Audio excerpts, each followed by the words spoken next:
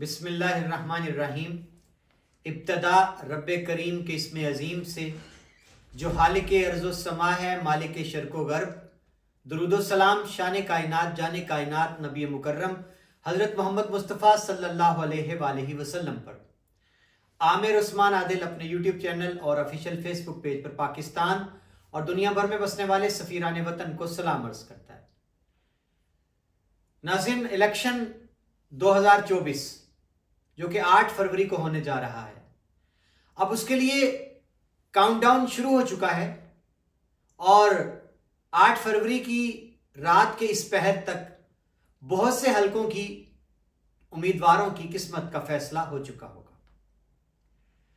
नाज़रीन, बहुत से मेरे चाहने वाले करम फरमाओं की, सब्सक्राइबर्स की ये फरमाइश थी कि मैं गुजरात की 4 कौमी और 8 सूबाई नशिस्तों पर मुकम्मल एक तज्जिया दूं और साथ उन हलकों की तारीख भी बताऊं।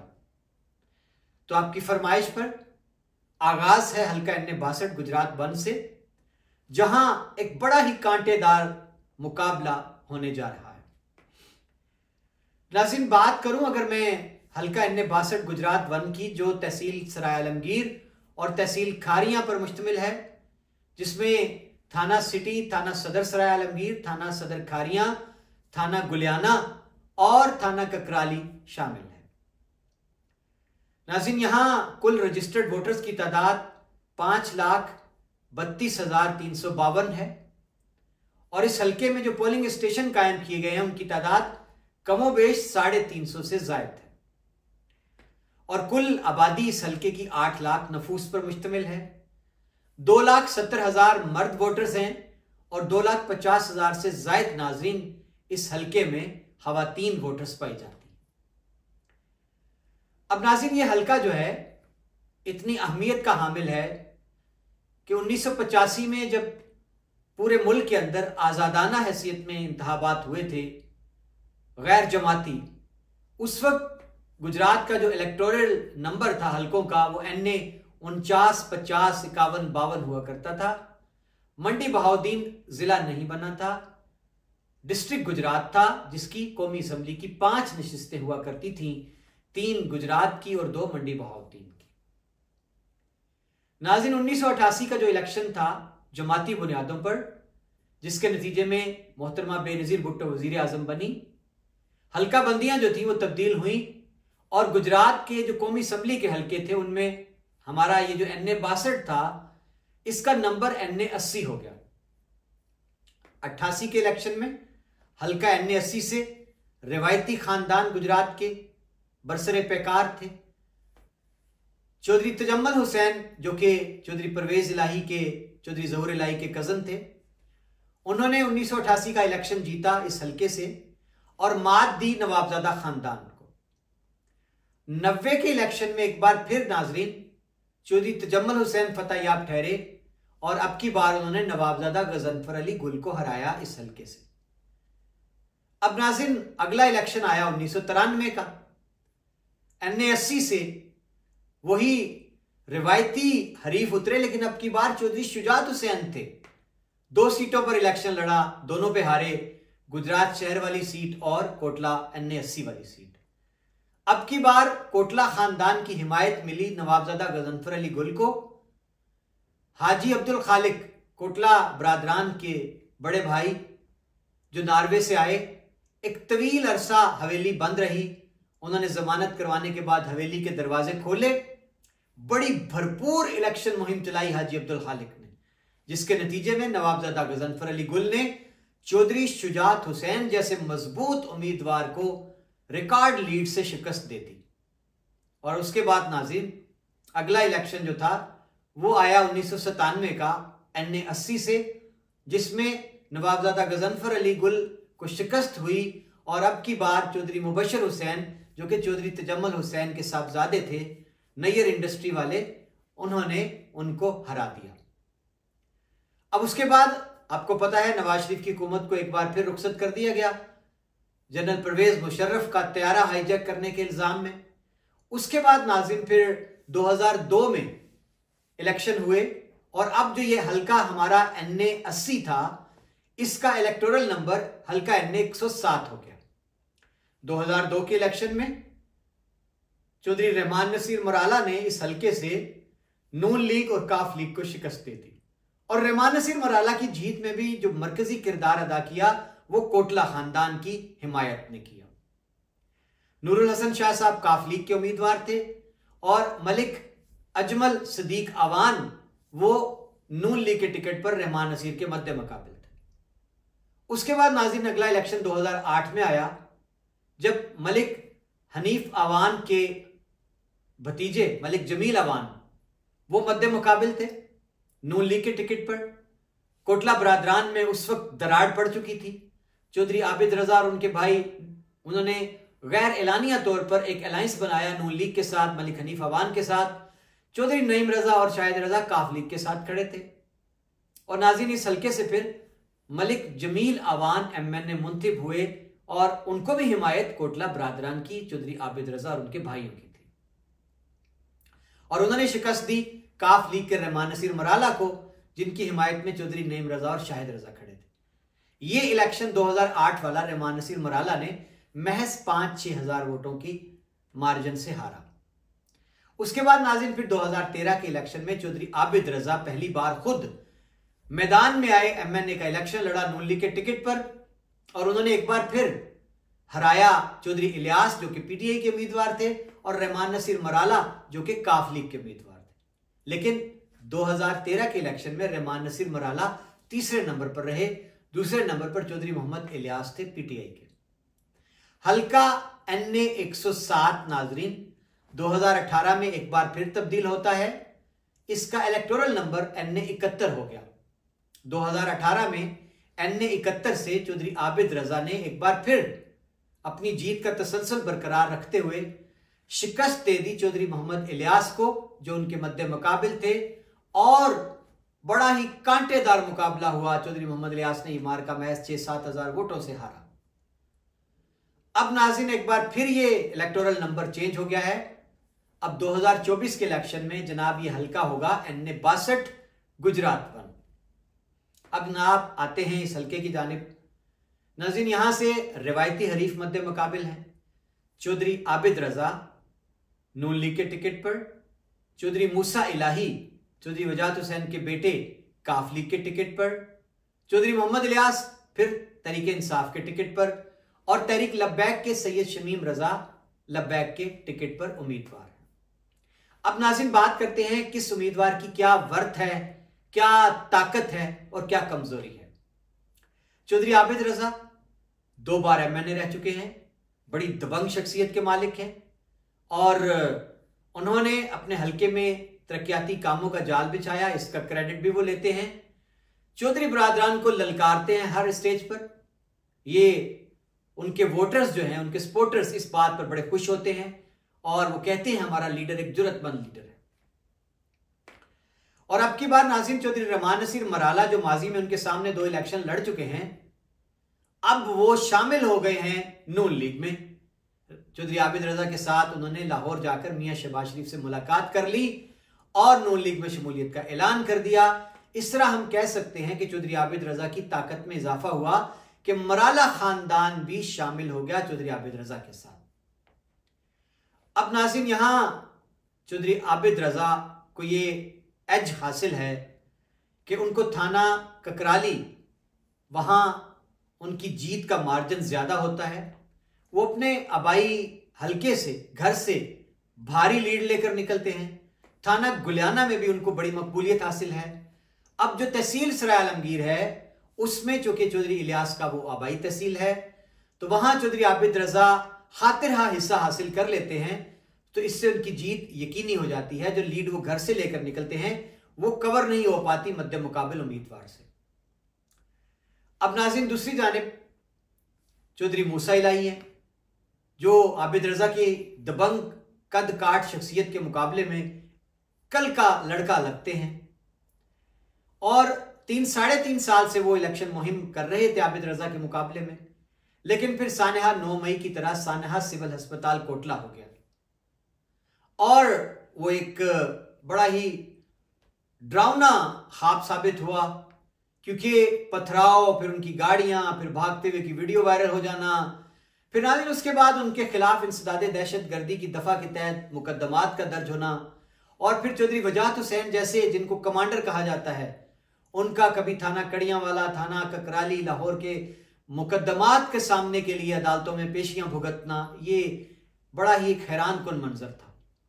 9 मई के बाद पहले उन्होंने चौधरी परवेज इलाही और इमरान खान का साथ देने का ऐलान किया, और फिर जब सख्तियां बढ़ी तो फिर उन्होंने चौधरी शुजात हुसैन की छतरी तले पनाह लेने में आफियत जानी। अब एक बार फिर उन्होंने कमबैक किया है, वो जो डंड पड़ा था सिविल अस्पताल कोटला के वाकये का, और अब वो बड़ी भरपूर इलेक्शन मुहिम फिर से शुरू किए हुए हैं। और एक बार फिर उनको नाज़रीन पुलिस का प्रोटोकॉल, एलीट और गाड़ियां, हूटर सब कुछ हासिल है। अब उनके साथ भी कुछ शमूलियतें हुई हैं, जिस तरह रहमान नसीर मराला उधर चले गए, इधर चौधरी जफर इकबाल बागामाला, चौधरी आबिद रजा, मलिक हनीफा वान के करीबी साथी थे, वो अपने संग धड़े समेत और बल्दियाती नुमाइंदों समेत उन्होंने काफ लीग में शमूलियत इख्तियार कर ली। अब ये नाज़रीन जोड़ तोड़ तो चलता रहता है हमारे इंतहाबी कल्चर में। अब एक रिएक्शन आया है चौधरी आबिद रजा को सराय आलमगीर से कि राजा असलम खान जो उनके दस्ते राज थे, 2018 में नून लीग के टिकट के उन्होंने इलेक्शन जब लड़ा तो 50,000 से ज्यादा वोट हासिल किए, लेकिन अब की बार उनको टिकट नहीं मिला। राजा साहब नाराज हो गए। चौधरी वजाहत हुसैन, नईम रजा ने एक पल की ताखीर नहीं की, टिकट लेकर उनके घर पहुंच गए, उनको काफ लीग का उम्मीदवार बना दिया। अब नाज़रीन खबरें ये हैं कि राजा असलम साहब को वहां से सराय आलमगीर से खातिरहा रिस्पांस मिलने लगा है, और क्या इसका नुकसान चौधरी आबिद रजा के वोट बैंक पर भी होगा, ये भी एक सवाल है। और हम देख रहे हैं कि इस इलेक्शन मुहिम में बड़ी जांफिशानी से काम लेना पड़ रहा है 2013 की निस्बत चौधरी आबिद रजा को, और उनका ज्यादातर जोर जो है वो तहसील सराय आलमगीर पे। अब नाज़रीन यहां चौधरी इलियास की बात करें तो पीटीआई के लिए ये इलेक्शन एक डरावना ख्वाब है।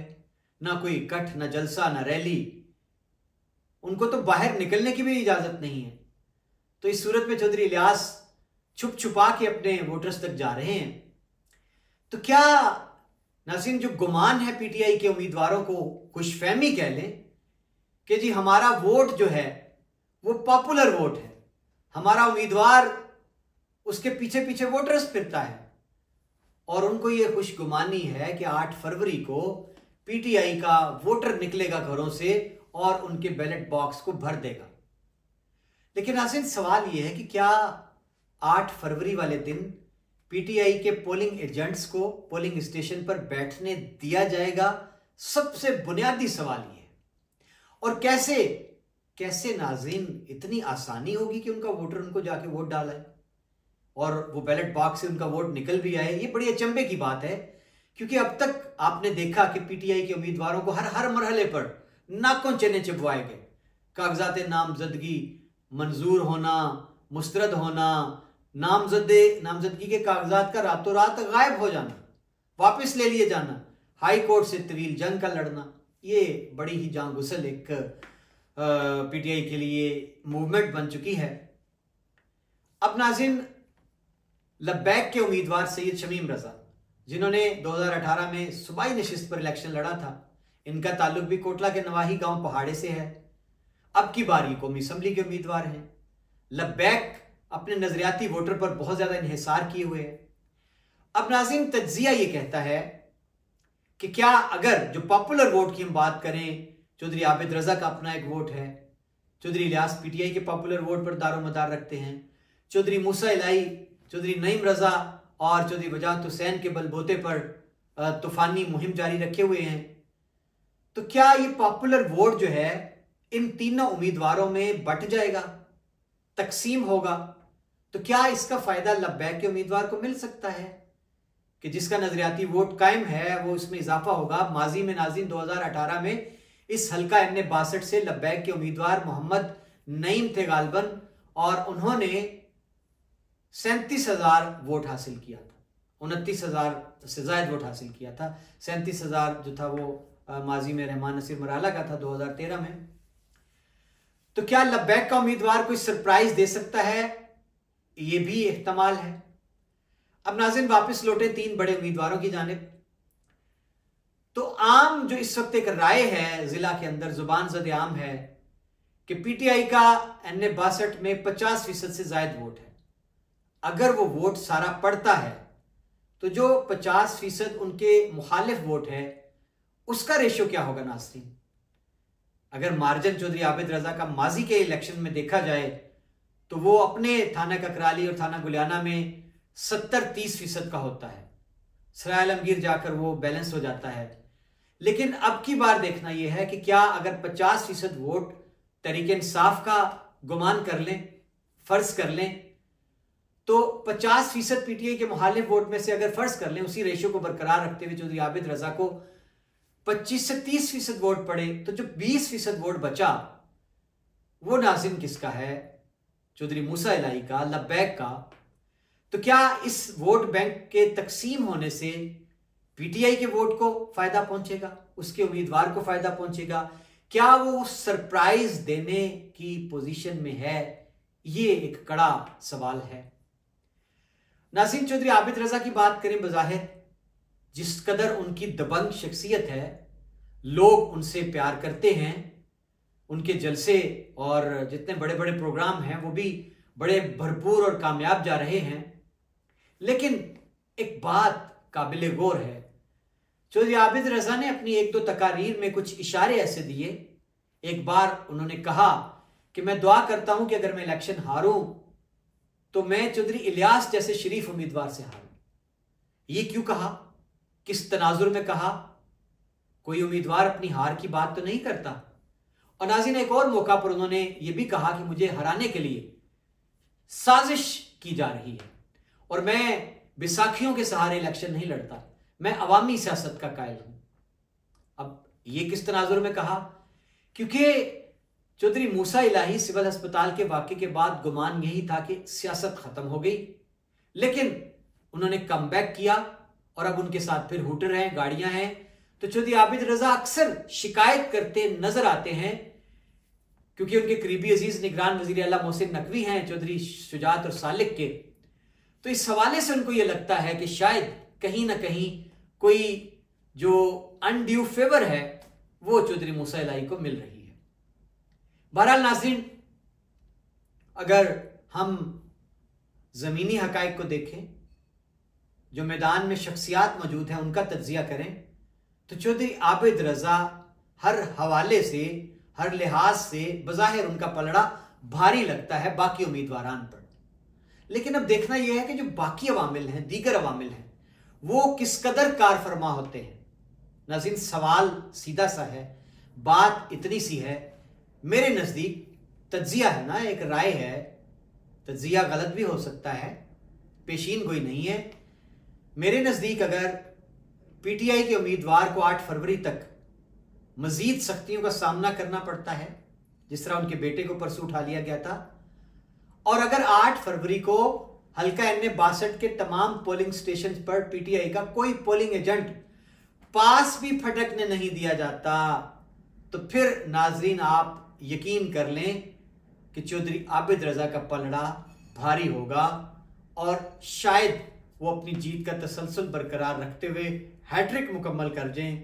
लेकिन नाज़रीन अगर हम बात करें किसी अनहोनी की, और जिस तरह पीर पगाड़ा ने कहा था कि फरिश्ते वोट डालते हैं, तो अगर नाज़रीन बात फरिश्तों तक जा पहुंची तो फिर शायद चौधरी आबिद रजा अपनी हैट्रिक मुकम्मल ना कर पाए।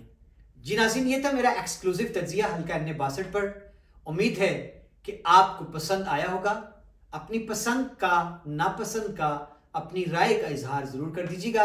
इंशाअल्लाह ताला मैं इसके बाद हल्का PP 28 और PP 27 की तज्जिए के साथ आपकी खिदमत में हाजिर हो जाऊंगा। अपना बहुत सा ख्याल रखिएगा। आमिर उस्मान आदिल को इजाजत दीजिए। अल्लाह हाफिज।